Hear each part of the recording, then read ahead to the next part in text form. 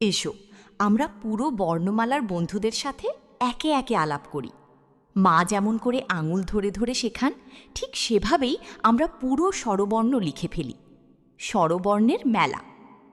অ, অয়ে অজগর আসছে তেড়ে, গোল্লা দিয়ে শুরু করে পিঠটা বাঁকিয়ে দাও। আ, আয়ে আমটি আমি খাবো পেড়ে, অয়ের পাশে একটা লাঠি বসিয়ে দাও। ই, ইয়ে ইঁদুর ছানা ভয় মরে, মাথায় একটা ঝুঁটি দিয়ে দাও।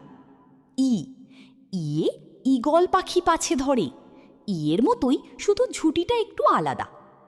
উ, উয়ে উট চলেছে মুখটি তুলে, ওপরে একটা লম্বা ঝুঁটি দিয়ে দাও।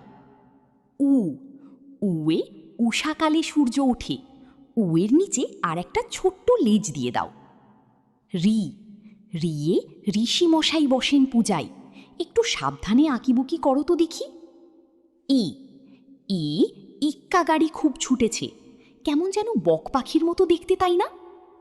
উই, উই উইরাবতটি আসছে হেলে, এর মাথায় একটা ঝুঁটি পরিয়ে দাও।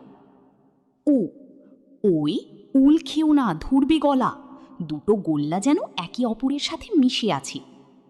ও, ওই ঔষধ খেতে মিছে বলা, ওয়ের পিছনে আর একটা ছোট্ট ঝুঁটি জুড়ে দাও। মায়ের আদুরে কথা।